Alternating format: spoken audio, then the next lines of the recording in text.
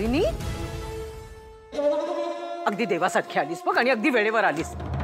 अगं ही मुलगी चोरासारखी घरात शिरली होती आणि एवढं सोड पुन्हा दादाच्या पायाला ते तेल चोळत होती। विषारी का काय ते काय म्हणायचं या पोरीला? हा एकदा घराच्या बाहेर हाकललं तरी हिला लक्षात येत नाही। तर तूच बघ बाई काय ते। हा राजन हा पण तिचीच बाजू घेतो। तुला माहित नाहीये का राजन, वहिनीने त्या पोरीला घराच्या बाहेर काढलं होतं। एवढं सगळं झालं तरी पण तो तिचीच बाजू घेतोय। बस पुरे पुरे कामिनी, खूप बोललीस। सगळ्यांचं सगळं बोलून झालंय, आता मी बोलते। बर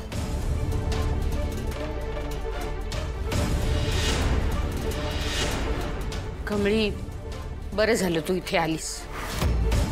काय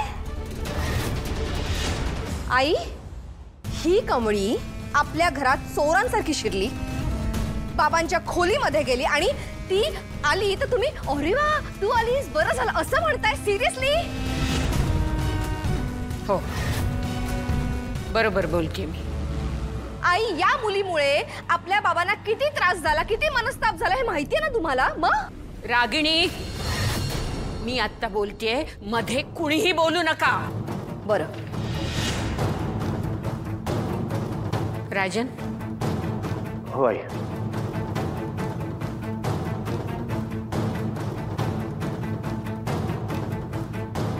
हे काय माहितीये तुम्हाला? कामिनी ये ना। काय तुला माहितीये हे काय? रिपोर्ट आहे ते, तेलाचे रिपोर्ट। कमळीने बाटलीमधून जे तेल आणलं त्याचा रिपोर्ट आणि वाटीमधून ज्या तेलाने तिने ह्यांना मसाज केला त्याचाही रिपोर्ट आहे याच्यामध्ये।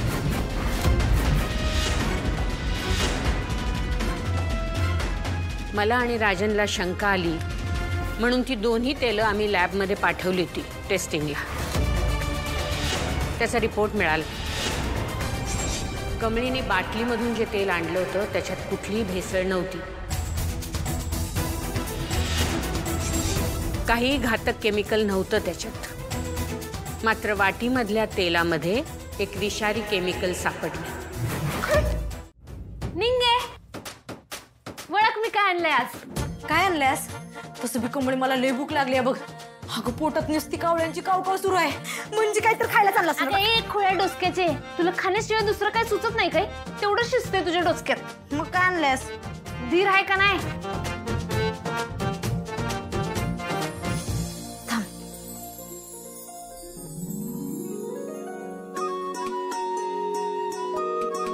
अय्यो कमळे, हे ऋषी सरांनी दिलंय ना?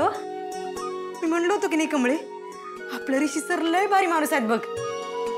अगं मीच त्यासनी बोललेलो तुझा हे फोटो जळालेला, आणि मग त्यांनी तुझ्यासाठी ही नवीन प्रेम तयार केली असणार। बघ की केवढं प्रेम दिसायला यात। म्हणजे? अगं म्हणजे बघ की आबा न सरुकाकीच्या डोळ्यात तुझ्यासाठी केवढं प्रेम दिसतंय ते। होय ग कमळे, मी आलोच। आता काळजी करण्यासारखं काहीही कारण नाही,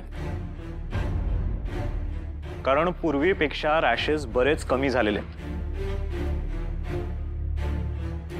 म्हणजे इतक्या कमी वेळात हे रॅशेस जाणं हे अगदी चमत्कार घडल्यासारखं झालंय। डॉक्टर, तुम्ही सांगितलेलं मलम लावत होतोच आम्ही, पण त्या कमळीने, त्या मुलीने गावाकडून एक तेल आणलं आणि त्यांनी मसाज केला होता ह्यांच्या पायाला, त्याचा परिणाम झाला असेल का? आय एम शुअर त्याने नक्कीच फरक पडला असेल, कारण की आयुर्वेदावर माझा पूर्ण विश्वास आहे।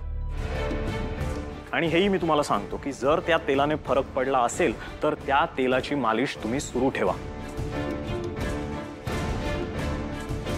ठीक आहे, मी येतो मॅम। चला सर, काळजी घ्या। Thank you doctor, thank you.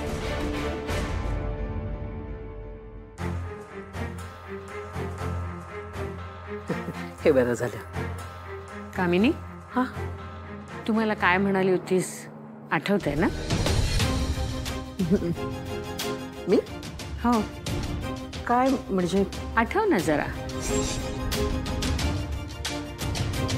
थोडा स्मरणशक्तीला ताण दे. काय म्हणाली होतीस तू? जो कोणी दादाचे पाय बरा करेल त्या माणसापुढे अगदी हात जोडून मी त्याला घरी घेऊन येईन म्हणाली होतीस ना?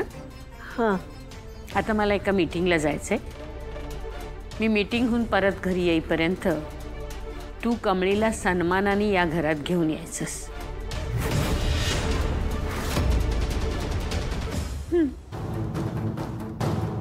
मी जेव्हा घरी येईन तेव्हा मला कमळी इथे दिसली पाहिजे.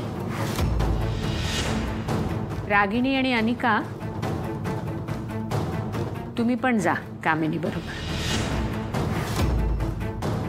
मी हो, तुम्ही दोघींनी कमळीचा वेळोवेळी खूप अपमान केलाय.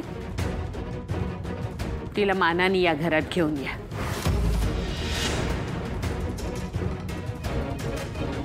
दिलीपला सांगितलंय मी तुमची काळजी घ्यायला.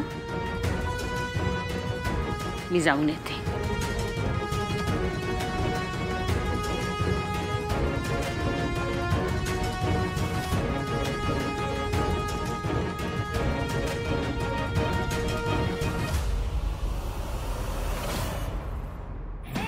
ही आजी काय वेडी झाली आहे का? म्हणजे मी त्या गावच्या आपल्या घरी आणायचं ते पण रिस्पेक्ट सगळं. Impossible. I am not gonna do it. No way.